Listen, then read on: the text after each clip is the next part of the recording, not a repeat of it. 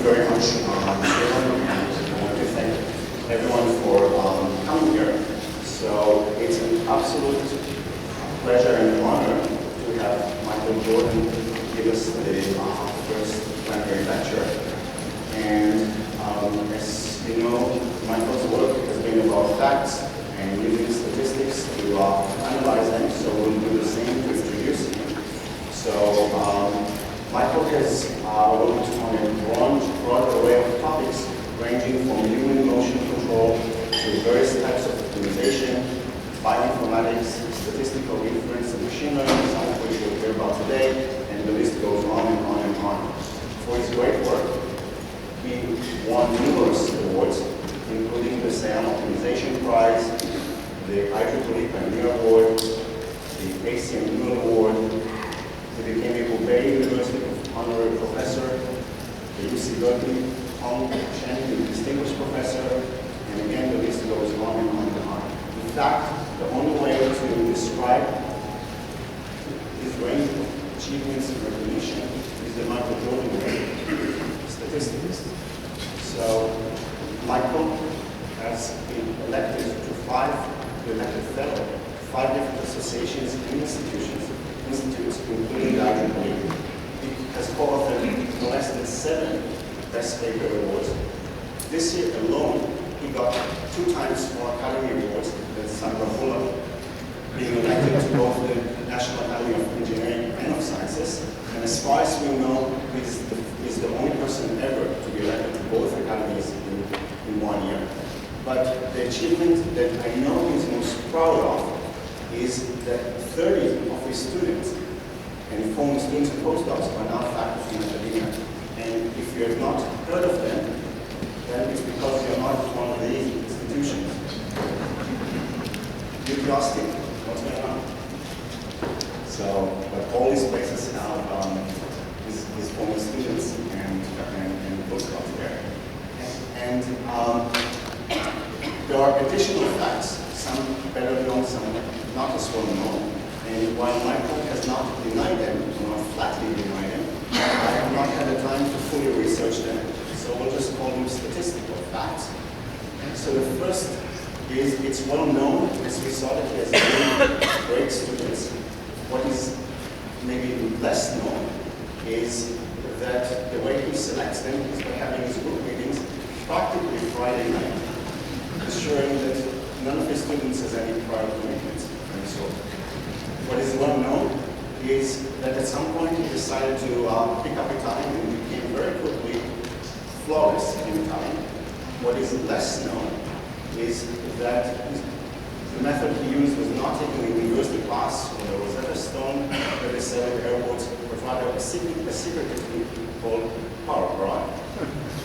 What is well known is that he shares the same name with a certain athlete.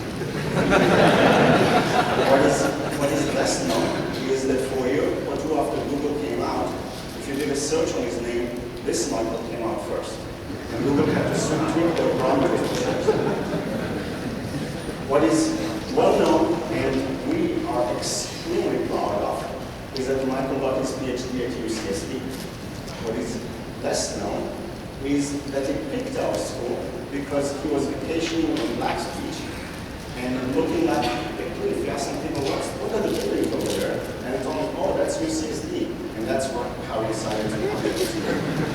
And if you wonder why anyone would go to such a secluded beach, then you can ask any UCSD student. And if you are too shy to answer you, then there's always a meeting.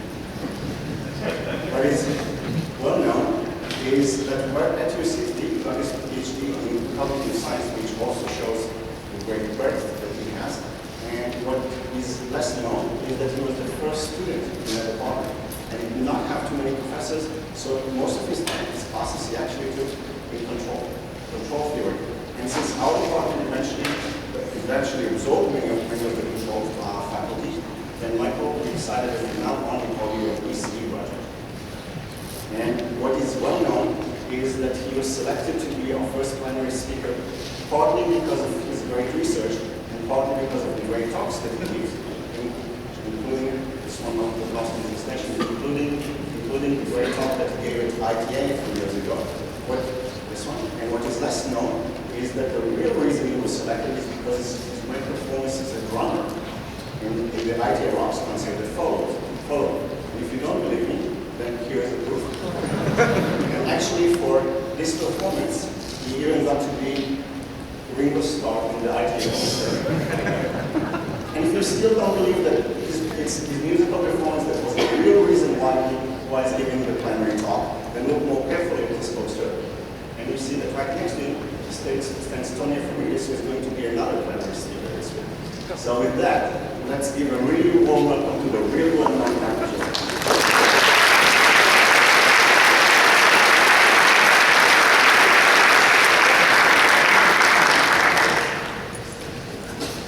Thank you very much for that lovely introduction. I'm going to get out of the reader. You guys it's a great community that you have here, and you're particularly lucky to have Milan in your community. You're in your community. It really changes the tone. So let's see, I got kind of thinking before, let's see, you. What was it? Slash. Okay, so I recognize a few friends here, and it's great. It's great to have all of you out here so early in the morning in Texas. So I'm going to give a statistics talk. I thought for a minute that I might sort of give a bridging information theory meets statistics talk, because there are tons of topics that have bridged these two communities. In fact, I saw Andrew Barron here this morning, and this is kind of a list of Andrew's research over the last 30 years. So many topics that bridge these things. I must say, as a statistician, kind of looking at this list, it's sort of a hodgepodge of things. There's kind of not a real underlying unity. And also, as a statistician who's read Covert Thomas several times, it's a wonderful book, but the section on statistics seems kind of funny, jumbled up. There's not a kind of it seems like a bunch of topics kind of thrown together. And statistics really is a coherent field with a few coherent disciplines, a few coherent ideas, and I think that the ties of information theory have yet to be fully exploited, and there are many that need to be developed. So I decided not to talk about one of these more classical topics. I have worked on all those and published some papers even in IEEE IT, but instead I wanted to talk about a discipline that I think has new connections that can be made, and maybe some of the people here can help make them. So in particular, the word hodgepodge is not meant to be a knock, but it's really that in statistics we have two perspectives on the problem of inference. The problem of inference is taking data and turning it into knowledge, something you can act on, something you believe in. And these perspectives are frequent as Bayesian, and they both will be around forever. It's kind of like wave-particle duality. They conflict with each other in some fundamental way, but they're both correct. They're both useful, and they will both be around forever. And if you don't really sort of put that up front and talk about loss functions and the frequency Bayesian perspective, then you don't really get to the kind of core ideas in statistics. And so in particular, what you'll often see in other communities outside of statistics is lots of work on nonparametrics. Nonparametrics just means you make very few assumptions about the distributions underlying a set of data, and no assumptions ideally. And so the word universal is often used in this community, meaning somewhat the same thing, nonparametrics. And most work on nonparametrics outside the statistics community is frequentist. You try to prove things about no matter what the distribution, I will converge to the right thing. Consistency results and so on. And those are frequentist statements about this would happen again and again if we were to draw data sets at random, and you would converge no matter what the data set. So on the other hand, the Bayesian work you'll see often in this list of things, MDL priors, reference priors, are heavily parametric. You make very strong assumptions about the data, about a model, you have a few parameters, and then you turn a Bayesian crank to get down inferences, and they have some kind of already optimality behind that. So you might think naively that all non-parametric work is frequentist, and Bayesian is basically parametric. You make a lot of assumptions. Here's my parameters, here's my distribution of my parameters, and blah, blah, blah. So I want to introduce you today. I'm going to give a talk that this is for a statistical audience. So I know you're not a statistical audience, but this is meant for, if you had gone to a statistics conference, you might have seen this talk there, and you might have gotten interested. Okay, so I'm bringing it to you instead of you having to go to it. And I'm going to tell you what Bayesian nonparametrics is. I'm going to give you some sort of mathematical ideas without doing a lot of math. There is quite a bit of math here. If you're interested, I can tell you about some of that later. And then emphasize in the second half of the talk mainly applications. What can you do with all this math, and why is it interesting? And then maybe those will make some of the connections to your interests more clear. All right, so let me start with kind of a non-rigorous introductory slide to give you a little bit of the flavor. Zoom slide over here. So you all know what Bayes' theorem is, right? Posterior distribution is proportional to something called the likelihood times the prior. Usually you write it like this in the elementary book. So you have a parameter theta. Conditional on theta, you have the likelihood, which is the probability of some observable x given theta. And the Bayesian multiplies that by prior, and the product is proportional to posterior. And all inferences then center on the posterior. All right, so in nonparametrics, what we do is we replace this theta, which is usually a finite dimensional Euclidean vector, with something more rich. So we'll call that G instead of theta. So G could be a tree, an infinite depth tree, infinite breadth tree. It could be a infinite dimensional binary matrix, some rich object, not a finite dimensional object. Okay, and now we're going to also put a distribution on G, so we're going to talk about probability distributions on trees, or probability distributions on binary matrices, or things like that. So we have infinite collections of random variables now, and so we won't call that a prior distribution anymore, we'll call it something else, a stochastic process. That's exactly what a stochastic process is. It's an infinite collection of random variables that are coherent in some way. And so if we put a stochastic process here, we can multiply it by likelihood conceptually, and we'll define a posterior stochastic process. And then all inference would be working with this object here, the probability distribution on our rich set of objects conditional on the data. Okay, so that's actually non-rigorous. You don't quite exactly do things this way, but that gives you a little bit of flavor. In particular, this is a really highly developing field now. There are about 100 people in it, I would say worldwide. We have a conference every 2 years, Bayesian Nonparametrics. You can see, type in BNP and see what's been going on. And here's some of the objects that we've been working on in this community. Directed trees, partitions, grammars, infinite dimension matrices, copulate. And so these are stochastic processes which are distributions on these kind of objects. And of course you can have distributions on distributions and recurse. So this becomes a pretty interesting grammar of uncertainty in stochastic processes. I mean, there's one particular tool today called random processes that's a particularly nice way to get at some of these, but there are other ways to do nonparametrics. Okay, I'm starting to say some of the same things here as well. We're now working with these distributions on large objects. All that means we're working with stochastic processes instead of finite priors. We'll talk about random measures. And here's kind of a standard kind of little Bayesian hierarchy. You're going to talk about the probability of data x given an entity theta I, a parameter theta I, which comes from some distribution f indexed by theta I. Right? Theta I in classical Bayesian setting would come from some distribution, say the Gaussian with mean of something and variance something. And what we're doing in nonparametrics is saying, well, we don't know that distribution G. I'm not going to pin that down to a Gaussian. I'm going to say that G itself, which generates the parameter which generates the data, comes from a stochastic process which may have its own parameters. Okay, so the Bayesian kind of builds a deeper hierarchy in which you work with rich objects at the top of the hierarchy. Okay, so I did say the word parameter for theta I. Bayesian nonparametrics, despite the terminology, has parameters. It's just that it doesn't have a finite collection of parameters. It has an open-ended or infinite collection of parameters. That's what we mean by the word nonparametrics. It's kind of a bad terminology, but that's what it actually means. All right, so how do you get random measures? So this is kind of now a tutorial slide. We're going to construct some random measures, and one particular way of doing that is doing a stick breaker. There's other ways which I'll talk about. This is kind of a very concrete way which you'll all understand quickly. You probably have seen something like this. All right, so we're going to get distributions on countably infinite spaces, i.e. thinking integers. How do you get a distribution on the entire integers? Well, it can't be like flat epsilon everywhere, because it has to add 1, so it's got to decay in some way. So this way gets it to sort of decay stochastically. It's something called size by ordering. So the way you do this is you define some quantities beta I, which draws from a beta distribution with parameter 1 comma alpha naught. Beta distribution has support on the interval 0, 1, and with parameters 1 comma alpha, it sort of tilts up and to the left towards the origin. Okay, as alpha gets bigger and bigger, it tilts more and more. So you get lots of really small numbers packed around the origin. All right, so let's define pi1 to be just the first beta variable. So here it is down here. So I'm going to take a stick that goes from 0 to 1. I'm going to break off a fraction beta 1 of the stick and call that pi1. Then I have the rest of the stick, which is 1 minus beta 1. And I'll break off a fraction beta 2 of that. And that's this little piece right here. I'll call that pi2. The next little piece is right here. It'll be called pi3 and pi4 and so on. So you're breaking off these fractions using the beta random variable. And you get these pi's. It's kind of clear that this will eventually end up with the whole stick being broken, so you will have gotten the pi's, a set of pi's that sum to 1, and they're all non-negative.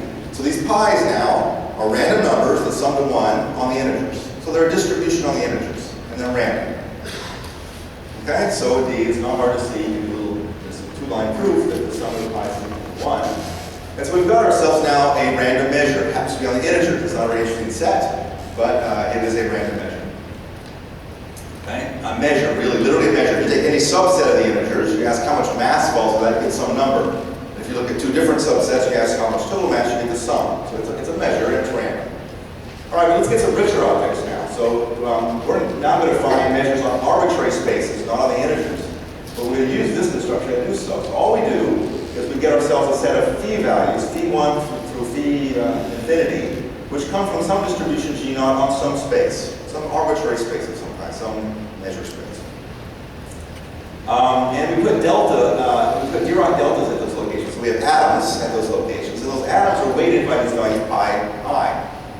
Okay, we sum those up, so we get ourselves kind of a discrete measure, which is random in two ways. First of all, the pi values were gotten by stick breaking, and then the phi values were gotten by IID draws from G0.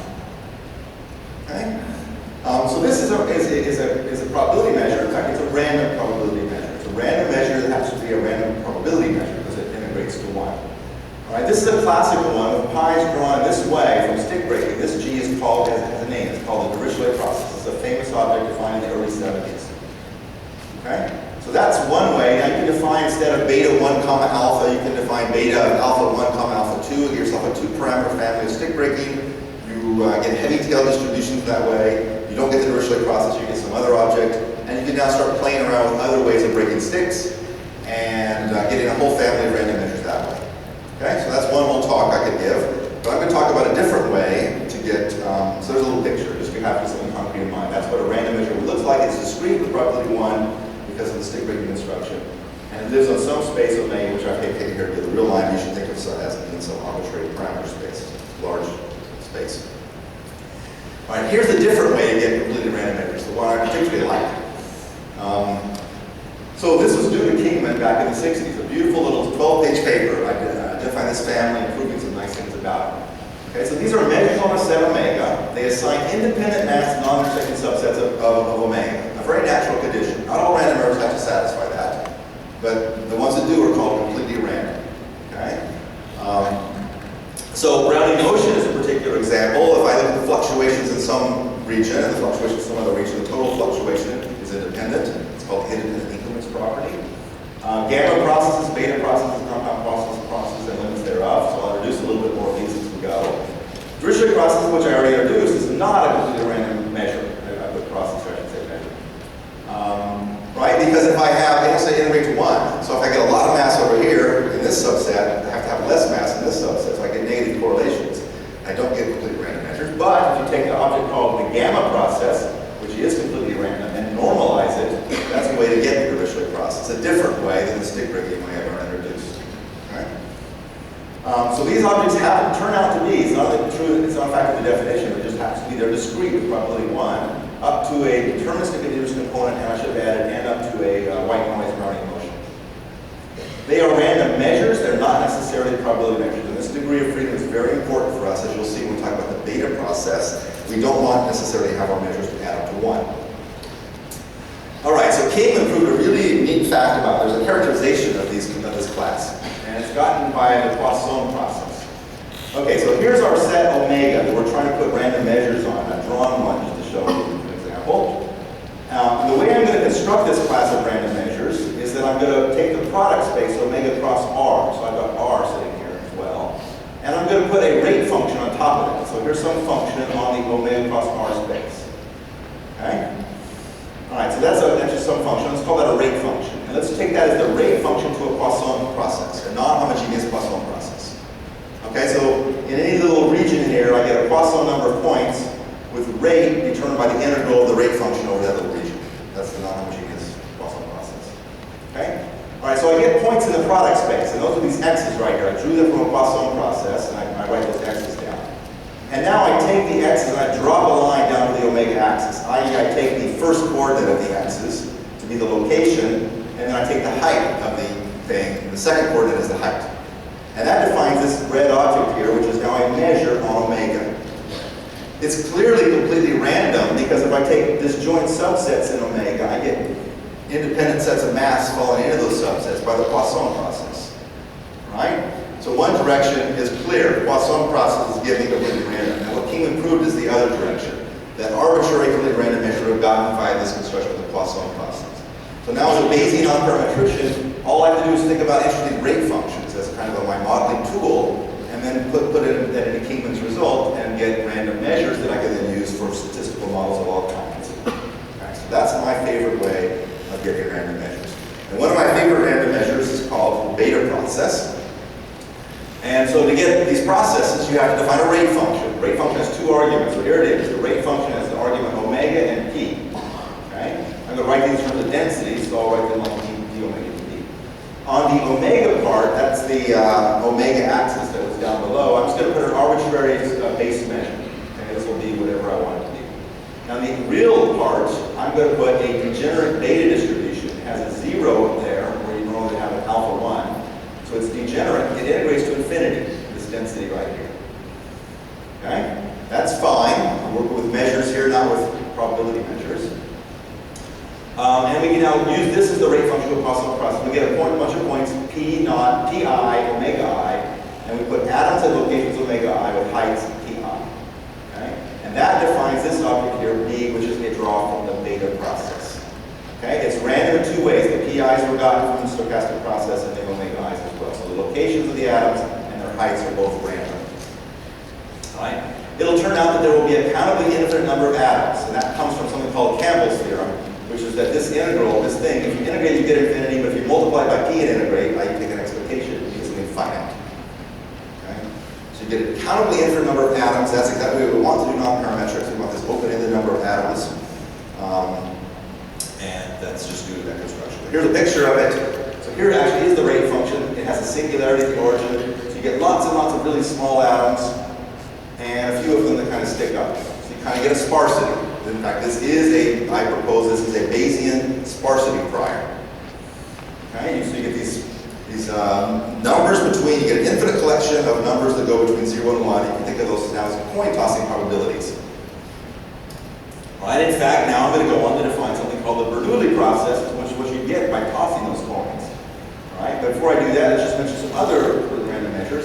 If instead of using the beta, I used an improper gamma density in that place, it would go from 0 to infinity instead of 0 to 1, I get what's called the gamma process. Okay, so it has a whole bunch of atoms that mostly have really small numbers, but a few big numbers, and there's an infinite collection of rates for some statistical model. The Dirichlet process I already mentioned, you get by normalizing the gamma process. And now a really simple one is the Bernoulli process. Just treat the output of the beta process as an infinite collection of coins, which I already said, and toss those coins. All right, so instead of the p-values you had before, which go between 0 and 1, you get z's, which are zeros or ones, binary, or binarize it.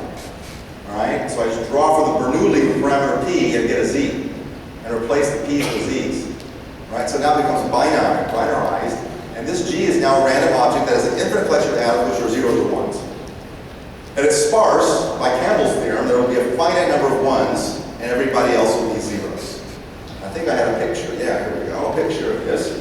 All right, so here this blue object is a draw from the beta process. So you see a few kind of spikes, and mostly nearly zeros of these p-values that go between 0 and 1 on the real part of the axis. All right, so now if I draw from the Bernoulli process with this as its argument, random measure is its argument. I get it 100 times here, and each row is a draw. So I get a 1, a 0, a whole bunch of zeros, a 1, a whole bunch of zeros as I go across. The next draw, the 99th one, had a 1 at the next dislocation, and a 1 here, and so on. And if you look down my 100 draws, there's a few columns which have a lot of 1s, and then in some places they have a lot of zeros.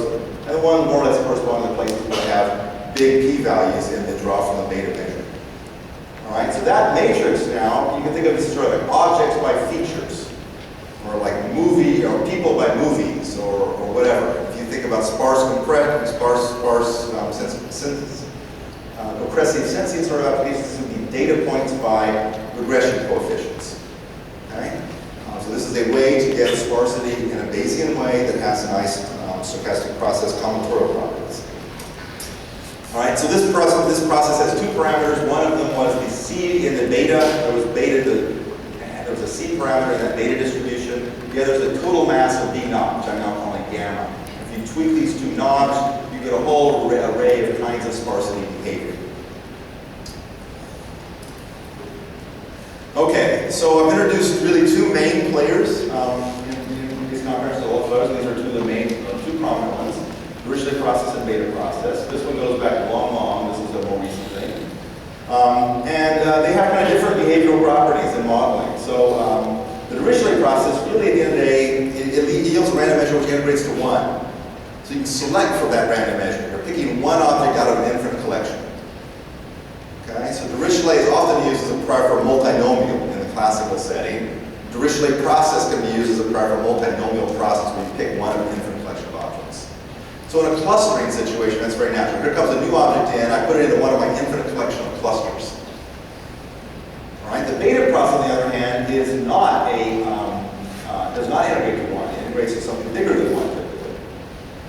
And moreover, each row of those matrices I was getting has several 1s in them. They just have 1, 1. So this is different than clustering. You come in and you get to be in several clusters simultaneously, if you want to think about that. Each time you get a 1, you're in that cluster. Infinite collection of clusters, and you get to belong to several clusters simultaneously.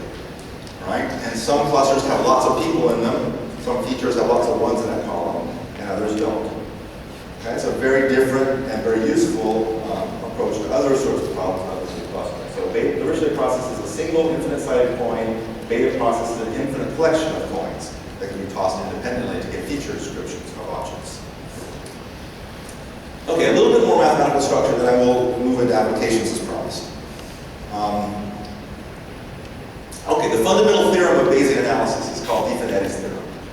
And it says the following. First of all, let's define something known as infinite exchangeability. If I have an infinite sequence of random variables, theta 1, blah, blah, blah, it's called infinitely exchangeable if the distribution of any finite subsequence is invariant to permutation. So if I take theta 1 through theta n, I get a distribution on those, and I scramble them, permute. If I get the same distribution, that's called infinitely exchangeable. Okay? In other community systems, it's called a bag of words model. The order doesn't matter on a set of objects. Okay? All right. I knew this word bag of words for years. I was puzzled. You know, you see people write in papers saying we had a bag of words model for our documents or for our images, and then therefore we use an IID statistical construction. So IID is not is a special case of exchangeable, but it's a very narrow special case. It's very, very restrictive. Exchangeable is not so restrictive, very broad, rich kind of class of objects. And so Di-Finetti proved a theorem about exchangeable random variables in the 30s. He showed that you have infinite exchangeability if and only if the distribution of any finite subsequence, theta 1 through theta 1, can be written as an integral of the following form. You integrate the product of a distribution of theta I given some underlying object g, some random element g, and then you integrate out the g. So this, you have to therefore integrate out, you have to put a distribution on g. So this object here is a stochastic process. Because g now, in fact, for this theorem to be true, can't just be a finite dimensional object, that's not rich enough. G has to be allowed to be rich. Right? In fact, this has to be a stochastic process. One direction of this theorem is trivial. If you have this form, then these objects are exchangeable because we have invariance of the permutation of that product. Right? So clearly, if this holds, then exchangeability. And the interesting thing is the converse. That if you have exchangeability, there must exist an underlying G, and it must exist a measure on G such that you integrate out, you get back to your original random variables. So if you're Bayesian, you love this theorem because it says if you just make an assumption about some objects you can observe that they're invariant to ordering, which is a natural thing to assume in lots of so-called IID situations, right? Then you're licensed to believe there's an underlying latent structure of some kind, G, and it has a distribution on it, just like a Bayesian wants. Right? And the observables are gotten by integrating out that unobserved object. And so now the hunt would be on to find good, if you know what your exchangeable structure is, find good representations G that deliver that theta. Okay, and so there's been lots of work on this Di-Finetti style analysis in our community. And this is something that I've worked on recently, but there's a whole long list of these things. If the G is a Dirichlet process and you integrate it out a la Di-Finetti, you get an object called the Chinese restaurant process. So I'll explain that one in a minute. It's also known as the polymer, roughly. If you take the beta process and you integrate it out, you get something called the theta process. The hierarchical Dirichlet process gives you the Chinese restaurant franchise. The hierarchical Dirichlet process hidden Markov model gives you something called the infinite hidden Markov model. The nested Dirichlet process gives you the nested Chinese restaurant. There's a whole bunch of restaurant metaphors, and I hope you can see there's a lot of fun in this field. What usually happens is that people define these objects on the right as some kind of a combinatorial structure where people come into restaurants and sit at tables and you have preferential attachment and so on. And they say, then you prove that it's exchangeable. That's usually a few line proof of little combinatorics. And you say, aha, D-phonetic, there must exist an underlying measure, and you go off and hunt and find that underlying measure. Okay? And it sometimes goes the other direction, but that's been more common in the direction we've been going. All right, and both of these kind of objects were being Bayesians. Now we have all these random quantities flying around that are related by marginalization, but we can inference on one or the other, or both, and once we have data. Okay, so here's a picture of a Dirichlet object called, you know what a Dirichlet process is now. Now I'm going to tell you what a Dirichlet process mixture model is. And now we actually get to this, hook up to data. All right, so remember a Dirichlet process was a draw of this random measure, which gives me these discrete random measures. There was an underlying parameter, alpha naught, that determined the stick breaking probabilities, and something that was the source of the atoms. So G is now random, and it looks something like that. Then we repeatedly, that's what this box means, this is the graphical model notation. We repeatedly pick from G, and G is a measure, therefore we're picking one of the atoms with probability proportional to the heights. Having picked an atom, theta naught, you can think of this as now a parameter into a classical statistical model that has some distribution. And then you get data from the distribution indexed by that parameter. And then I do that repeatedly, and I now get myself a bunch of x's, and they're gotten from this underlying structure. That's called now a Dirichlet process mixture model. Okay, and now, here's the connection, that this kind of marginalization, D-phonetic style thing. So I'm going to wave my hands here, but you hopefully will get the idea. All right, this object up here is discrete. Let's suppose I pick theta 1, and it's one particular atom here. Now I'm going to pick theta 2, conditional on having picked theta 1. With some chance, I'll hit the same atom, and I hit theta 1 will be the same atom as theta 2. Right? I'll hit the same atom again. Right? In fact, the stick breaking process tends to give me a few big atoms and then a tail that goes down exponentially. So there's a pretty good chance I'll hit the same atom again. Okay? All right, now, that's some probability for that specific G. But now G is random. Integrate out G. Do this for all possible choices of D. Ask what's the probability that theta 1 and theta 2 hit each other, hit at the same location, integrate it over all possible choices of G. And that sounds like a really hard integral to do. This is the inferential space and a lot of machinery. It turns out the answer is a half. All right? And it turns out this is something undergraduates can do. Right? So I first learned about this field by giving essentially an isomorphic version of this problem to a bunch of my undergraduates in a random algorithms class. And they all could solve the problem after pages and pages of kind of standard undergraduate calculations. The answer comes to be a half. So I asked my colleague Jim Pittman, the probabilist, why is this coming out to be so clean? He says, you need to learn about the Chinese restaurant process. All right, so here's the Chinese restaurant process. All right, so customers come to a restaurant. Here's the first customer who sits at the first table. These are round tables at a Chinese restaurant. Sits at the first table with probability 1. Second customer arrives and joins that first customer with probability a half, or starts his or her own table with probability a half. Third customer comes in and joins a table proportional to the number of people already at the table. And starts a new table with some probability, or some residual probability starting a new table. So you're probably familiar with things like this. This has preferential attachment flavor.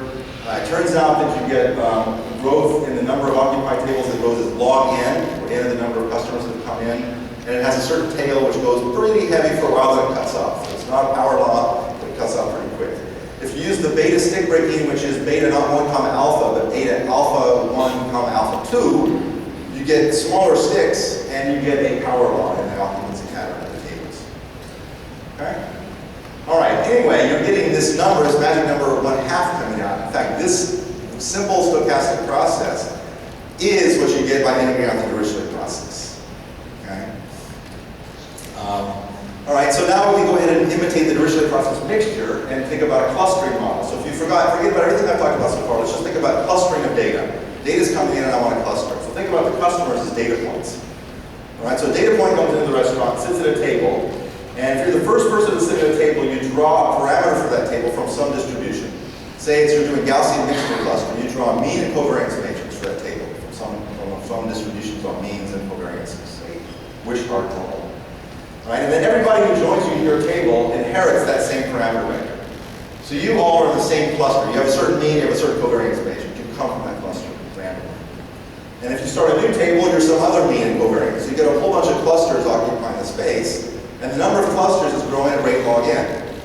So this is not a classical finite mixture model clustering, where the number of clusters is known a priori, k-means. It's not k-means where you know k a priori. This is a model which accommodates growth in the number of clusters as more people come in. It's fully Bayesian. It has a probability distribution on the number of clusters, and then the data points given the clusters and everything. And therefore, we can do inferential machinery. Here's a bunch of data. What is the underlying cluster structure? And the prior is growing at log n, and the posterior, therefore, will also grow as well. All right, here's some data I generated from such a setup. The blue points are data points. I have little data, more data. And the ovals are the means and covariance matrices of some Gaussians which generated this data. As you can sort of see, growth in the number of clusters, it does grow at rate log n. And so the inferential problem would be to take these blue dots and erase all the ovals and infer the ovals.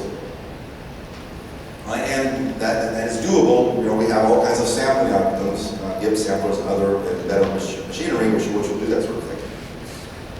Okay, so let's finally now start to turn to some applications. So here's one that I've been working on for quite a while, trying to model the various aspects of protein structure.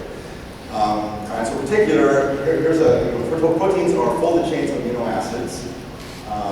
The backbone of a chain has 2 degrees of freedom per amino acid, which is called phi and psi angles.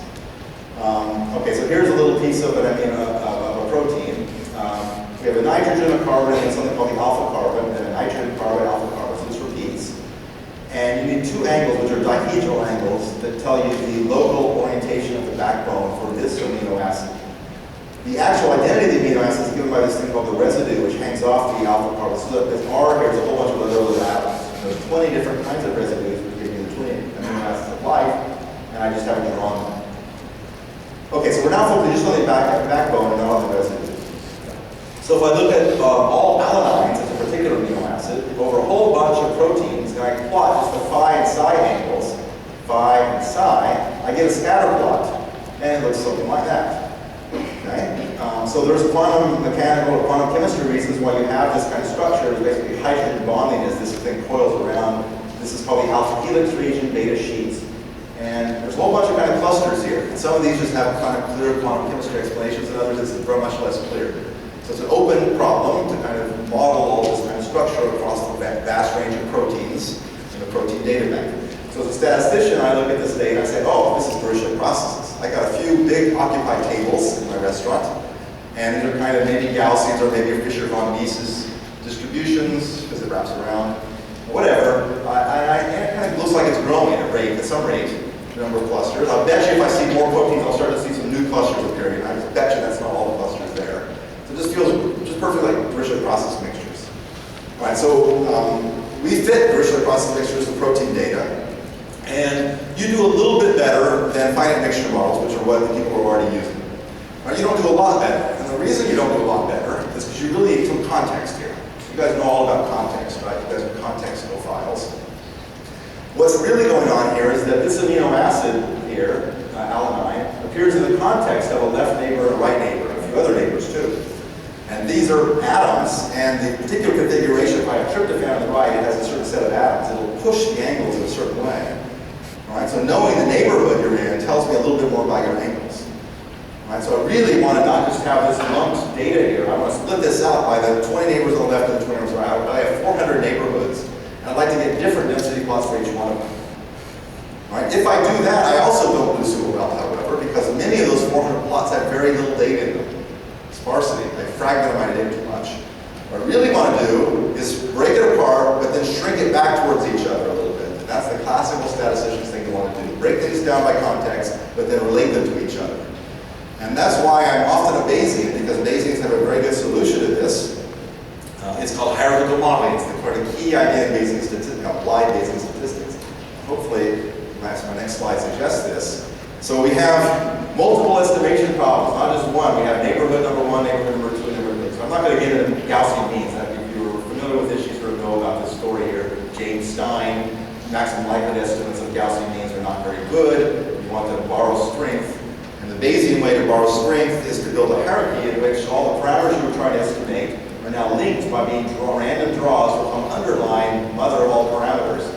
And this ties together the diagram and makes the estimates at each of the thetas a function of the data everywhere. So this is called James Stein shrinkage.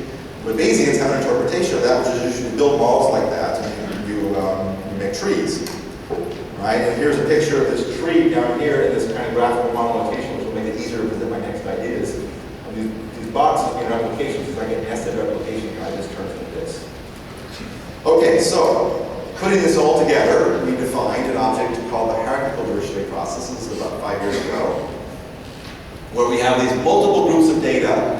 Each group of data is a clustering problem. And a cluster discovered over this little set of data might be useful for my other clustering problems. So they should be available across problems. So I want to link my clustering problems. I don't want to split them apart and never have them talk to each other. So I do that just by building a tree like this. So now I have, you can look at the math down here or the picture up here, whichever you prefer. I now draw a random measure G0 from some base measure according to the Dirichlet process. Freeze that, and now treat that object as the random base measure for a bunch of draws from the Dirichlet process at the next level. So the next level, the atoms available for these G's down the next level are only the atoms from up here because I have zero mass everywhere else. So any atom discovered up here will be available to all my sub-processes. And therefore inferential strength will flow back up from below to move the atoms around to be in places which are useful for all the different groups. So it's too fast for you to really understand it, but I hope you have a little bit of the flavor that you can take these multiple Dirichlet processes and couple them just by making the base measure for the Dirichlet processes down. GI are the multiple sub-Dirichlet processes by different groups. They have a base measure, which before was treated as fixed. It's now random in itself a draw from the Dirichlet process. So I got a little simple recursion here where I pass base measures down and down and down a tree, and that couples things in the tree. All right, so that, when you integrate it out, so that's a really complicated stochastic process. All kinds of stuff is going up here. What if we integrate all this out and ask, what's induced on the thetas by all this stochastic process nonsense? And it's an object which we call the Chinese restaurant franchise, and that's easily described. We now have a bunch of groups. So maybe in this conference, this is everybody from Yale, this is everybody from Stanford, this is everybody from MIT, and so on. So you go into your own little restaurant, and you sit at a table proportional number of people already at the table. If you're the first person to sit at a table, you go up to the buffet line, and you get a dish from the buffet line, you bring it down to your table. And everybody at your table eats that same dish. Say Kung Pao chicken, it's eaten down here. And you put a little check mark next to Kung Pao chicken up here. Now, if I'm the first person to go into the Berkeley restaurant, I sit at a certain table. Then I go up to the menu, and I pick one of the dishes, and I pick a proportional number of check marks next to the dish. So I'm getting preferential attachment up here in dishes, and that's spread, that's global across the entire collection of restaurants, the franchise. And then within a restaurant, people cluster by sitting at the table proportional number of people at the table. So we get two levels of clustering in this franchise, and we're getting atoms up here being shared across the different groups. All right, so that's not just a cute metaphor, that's actually what you get mathematically integrated out the Dirichlet process. All right, so that really worked. That is the world's best protein folding system. Here's actual data from, this is alanine in the context of serine. I just did right neighbors here. This is proline in the left context of arginine. This is actual data, and the contours are outputs from our model. We fit a model of all the machine learning I'm telling you about, and then at the end it'll spit out a probability density, and we plot the contours of that density. It's the map estimate, the most probable one. And so you can see, if it has some high density where the data is, that's good. But look, there's some bumps here. There's a little bump there, there's a little bump there where there's no data. That looks like overfitting. How can you have bumps where there's no data? Well, what's really happening is that this is a tape, this is a dish in the restaurant, or in the global menu for alanine. And what has happened is that in alanine in the context of some other amino acid, maybe tryptophan, there was some data there. All right? And so that's now being brought down into the serine restaurant, and you put a little bit of mass there. You hedge your bets, because you think it's likely that you'll see some mass there if you see some future alanine in the context of serine data. If you saw it in this other context, you better bring it over here. That's shrinkage. That's good. Okay, so what we're seeing is shrinkage in the non-parametric context here. And this really worked. This is being now used in protein folding system, Rosetta. These are 20 amino acids of life, and this is improvement over a classical finite mixture model in log probability scale and test data. And so you see across the entire 20 amino acids, very, very large improvements in this procedure. So by breaking down into context and then shrinking, we really were able to solve this problem. Okay, another application where nonparametric seems really called for. And now I'm going to be able to talk about Markov models. So here's a problem called speaker diarization, where you have a single microphone in the middle of a room, and there's a number of people in the room having a meeting, and you don't know how many people are in the room, and you don't know who's in the room. You know nothing. Right? And what your goal is, here's the waveform coming out of the microphone, is to segment this into regions where different people are speaking. So I believe now that Bob is speaking for a while, then John, and then someone, I can't read that, Jill, I guess, and then back to Bob, and so on. All right, so that's the gold standard, and that's what we like to infer from this. Now, you might think about treating this as a change point detection problem. That's kind of the classical thing that's been done with this. That's not quite right, because Bob spoke for a while, and there was a change point to John, but then we eventually returned back to Bob. All right, and we should have learned something about Bob's speaking patterns back here that helps us when we have the transition to Bob when we see Bob again. That's not what change point does. That's more like a Markovian model, like a state for Bob that starts to accumulate information and then it'll be ready to use in the future. Why is this a non-parametric problem? Why is this, just classical H&M kind of problem? Well, we don't know how many people are in the room. All right, so I guess more people would come in the room after a while. I need to go and incorporate that. Here's another problem, which I'll try to talk a little bit about. So this is a motion capture data set from CMU. People coming in doing exercise routines. They do a little bit of jumping, whatever. There's a library of exercises they can do. They pick some subset of that, and they do each one of them for a little while. And then the motion is captured by a bunch of sensors. I think there's roughly 60 real numbers at each frame, and these frames go on for a few minutes. All right, so what we'd like to do with data like that, we'd like to infer what is the library of exercise routines, and who does which exercise segment at what period of time. So it's a multiple time series segmentation problem where we don't know the number of library elements. So again, nonparametrics feels very much appropriate, right? But here, it's not the case that one thing is happening. There's a multiple set of things that are happening. So just anticipate, we're going to solve this with a beta process, where you come in, you pick a set of exercise routines to use, you don't pick one. Whereas the previous problem was solved with the Dirichlet process because only one person is speaking at a time. Okay, so this audience all knows what Markov models are. Let me just sort of draw some pictures so I can then describe some of our extensions of HMMs. So whichever diagram you prefer. Here's the lattice diagram, here's the graphical model diagram, and here's a little bit of equations. All right, so you transition, in some state Z1, you transition probably to Z2, described by a transition matrix. The rows are given the current state, what's the probability of next state vector. And you move through this in time. So if I'm in state 2, then I will probably jump into all the next states, and I can draw that as a little measure here. Okay? It's not a typical way to do this, but let's do that for now. So let's call that pi 2. That's the second row of B. And it's just all the probabilities of the next states given here in state 2. All right, and then so on. You have now a random measure not a random measure, you have a measure at state 1, which is all the next state probabilities coming out of 1, and so on. Okay, so that's classical HMMs. If I want to do Bayesian HMMs, all I would do is I make these pi's random variables in some way, typically using a Dirichlet distribution. And then I would infer those random probabilities in a Bayesian style other than a frequentist estimation of the pi's. All right, well that's the setting in which I have a finite number of states. All right, but of course, many probably don't know the number of states a priori. We'd like that just to be random, and our Dirichlet process machine will help us do that. And then in the motion capture kind of problem, we really have a structured state space. We have these collections of exercise routines, and they relate in some way among multiple time series. We don't have any combinatorial way to capture that in an HMM. We need some more combinatorics in our state space. Okay, so we defined an object called the HDP HMM, hydrogen Dirichlet process HMM. And so I'm starting to run a little short on time here. I'm just kind of try to say this in English and try to make it as clear as I can. It's not really hard. Let's see if I got a picture that helps support this. Yes. All right. So now we have a lattice which has an infinite number of states, not just a finite number. All right. And so if you're in state 2 at some moment in some sample path, you're going to transition to one of your next states. All right. Think of those like tables in a restaurant. All right. There's some probability you'll go to one of your occupied tables that someone else has already gone to in a previous visit to state 2.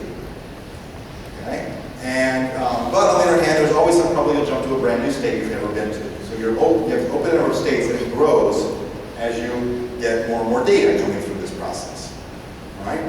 Now the problem, if you were just to use Dirichlet processes with this, is is that every time you visit state 2, yes, you would get a bag of next states to jump to, and it would grow. That would be great. It's a clustering problem. You know, HMOs are just clustering, really. All right? The problem, though, is if you didn't happen to go to state 3 and you looked at the bag of next states you would go to, those are unrelated to the ones in state 2. They come from, these are atoms from some underlying parameter. Okay, so you would get no overlap in your HMO. You can have a branching type structure. You wouldn't get a chain. Right? Well, how do you solve that? Well, that's exactly what the hierarchical recursion process does. It will tie together the clustering problem you solved at state 2 with that at state 3 and state 4 and so on. They will all have the same set of atoms in common, and they will all then jump to the next, they will have the same bag of next states to jump to. Okay, so conceptually, there's an underlying kind of transition probability on all possible next states, the mother of all state transitions. That gives then rise to pi 3 and pi 4 and so on. These are all draws off of the data. They couple, they're getting coupled by this hierarchical process. Okay, so that's the story. It's really, we have a whole paper on this if you want to read. It's really, if you understood the HDP part, this is really not that much difficult. When we did this with real data, we had a little bit of a problem, a state splitting problem. Here's actually some fake data. This is time, and there were actually 3 states underlying this. You can sort of roughly see that kind of a state here, and a state here, and a state here. It's hopping around. So this is the gold standard, the ground truth.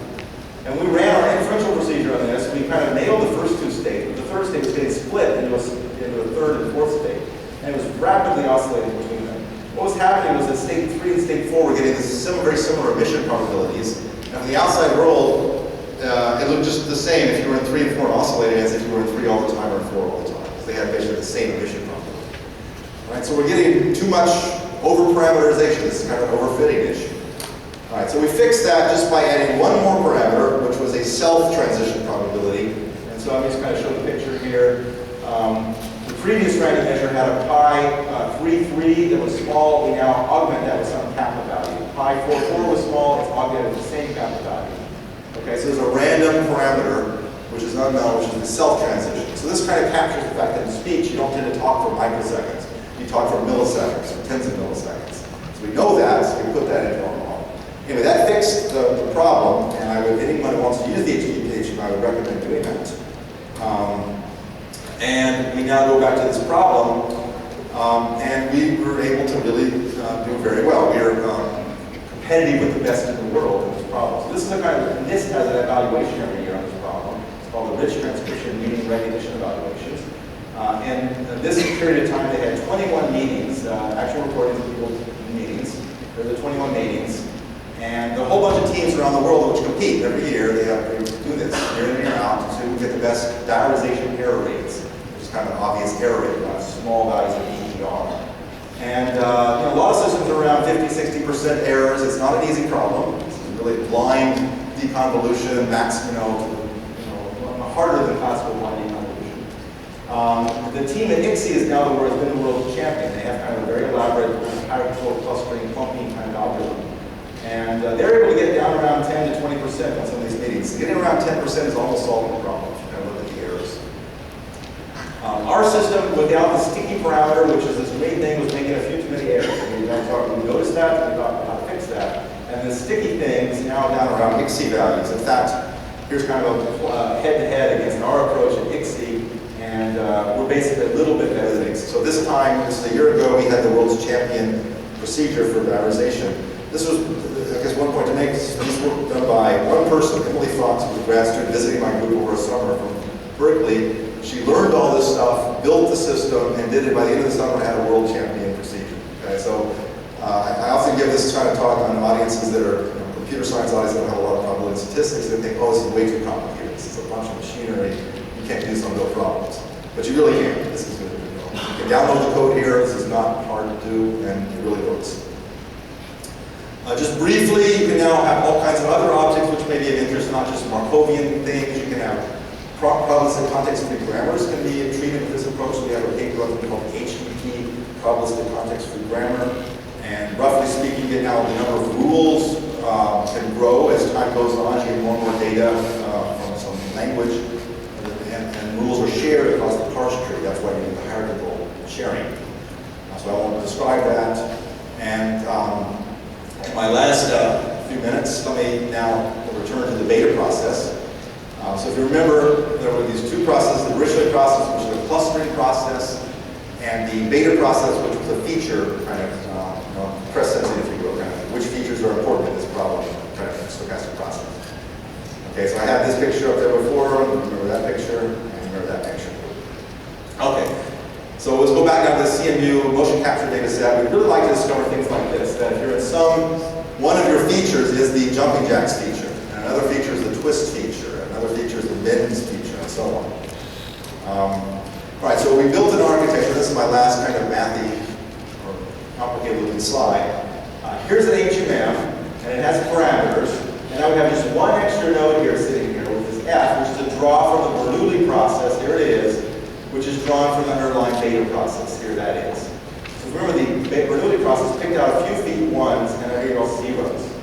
All right, so let me just sort of say what this is doing. It's really pretty simple. There's one single big HMM that has an infinite number of states sitting behind the scenes. All right, I come into the room and I'm going to do jumping jacks. I decide I'm going to do jumping jacks and twists. So I pick two rows and two columns from that big infinite dimensional matrix, and I take that 2x2 matrix down to my personal HMM. And now I have just a classical 2x2 HMM. I run that on my data and generate some jumping jacks and some twists. And toss back and forth between the two. Along comes in a little bit later, and he picks different things. He's going to do some jumping jacks, but he's going to do now knee-bends or something else. So he picks now a 3x3 sub-matrix, which overlaps with mine, is not the same. And he takes his personal HMM with that 3x3 matrix. So if everybody in the room does this, we have each little sub-collection, which is a classical HMM with a finite number of states. But the states are being drawn from this infinite bag of states, and we're sharing that thing. And the beta process manages the sharing. That's all that's happening in this architecture. Okay, so we built this, and again, this was Emily. Emily did a great job. She had a second summer visit to Berkeley, and built this system as well. And the results were really quite amazing. We worked on this problem with other architectures, which didn't really, it's a very hard problem. 60-dimensional time series, multiple time series, sharing, blah, blah, blah. And it really nailed the problem. So this was one of the states which was discovered by the system. This is clearly the jumping jack state. All right, there was a twist state which was discovered. There's another kind of rotation around the hit state, and so on. And it really, did discover the structure of the state. If you go down, there's a little bit of extra state splitting, and Emily has a longer version of this talk, which I just saw her give in Wednesday last week, where she explains all these state splittings being reasonable too, like people have these different styles for certain.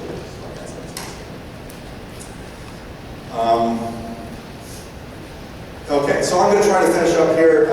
I had a few more slides in my talk, which I've got to kind of skip, but just like as you go through the newspaper, you skip over a bunch of stuff in the morning. Let me just show you a couple of the pictures here that I want to convey one more idea without any real explanation here.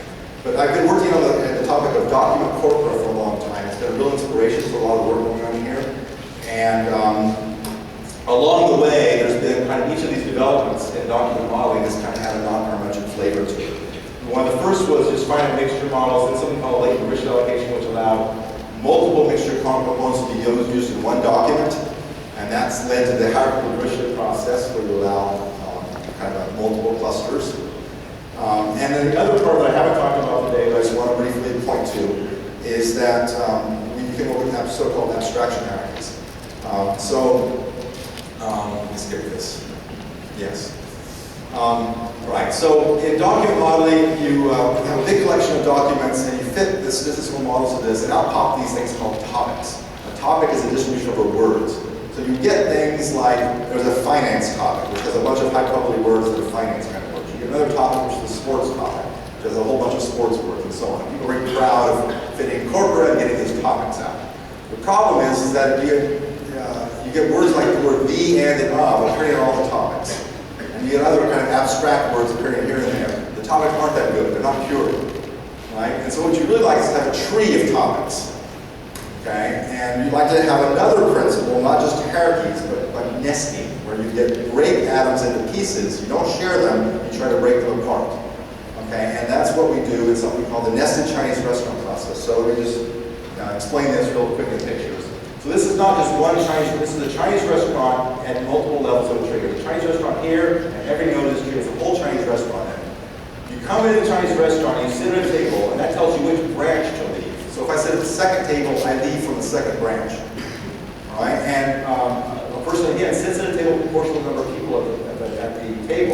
that means that many people start following the second branch out, then even more people tend to. So we get this preferential attachment subtrees defined in an infinite tree. So if I now follow the second branch out, I go down here, I recurse. Right now, maybe instead of the first table, I go out the first branch. And so a given document will come in, it'll follow a path down the tree. The next document will come in and follow a different path, and so on and so on. You get lots of overlap on the paths. So that's something called the nested Chinese restaurant process. Then we put a topic at every node, and now a document is generated by picking a path, and then repeatedly going up and down the path by a random process, stick breaking, and picking a word from the topic in that node. So that gives you multiple resolution and multiple topics.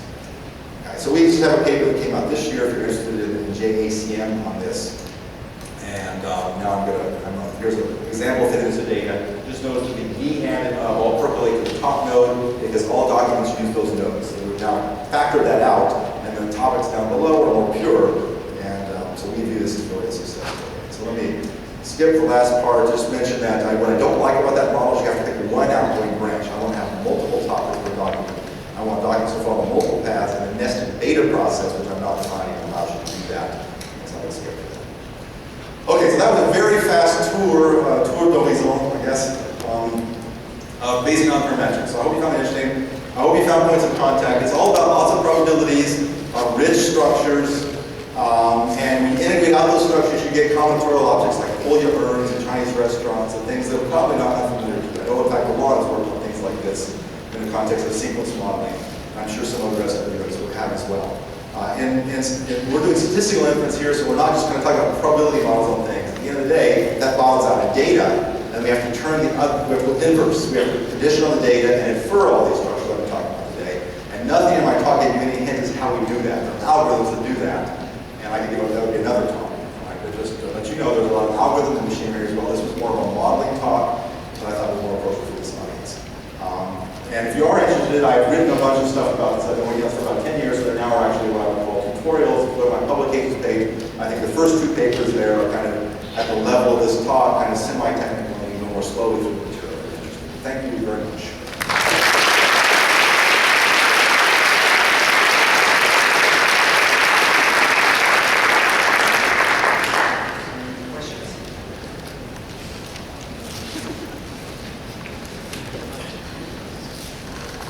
Could you comment briefly on sample complexity and sort of those kind of issues when you don't have very rich data?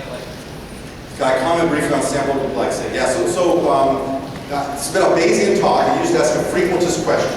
Okay, fine. I do that all the time. So I've now defined a rich class of objects, and I want to say if data is generated from that, and I now fit, am I going to get the right answer? And how fast am I getting the answer? And what kind of sample distribution am I going to have? All the frequentist analysis Bayesian procedures. Now, I put on my frequentist hat and say that for a lot of this, consistency is established. For some of this stuff, rates of convergence is established. And when we talk about sample complexity, that's really rates of convergence. If you give me more and more data, how fast do I converge to the right answer? Okay. And you get nonparametric rates of convergence. And so Andrew here is kind of was a leader in developing that line of research. Subhash Gosal has picked up on that at North Carolina State. And one of the interesting kind of topics is kind of how hierarchy interacts with sample complexity. So you don't, as you go up the hierarchy, you get fewer and fewer parameters. And so if you count those in the right way, you can start to get tighter kind of chain-like results for rates of convergence.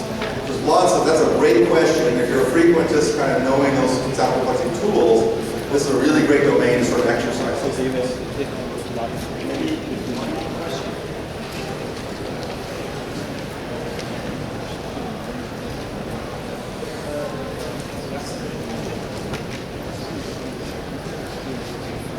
Maybe coffee then. I'll be available for questions. I'd like some coffee.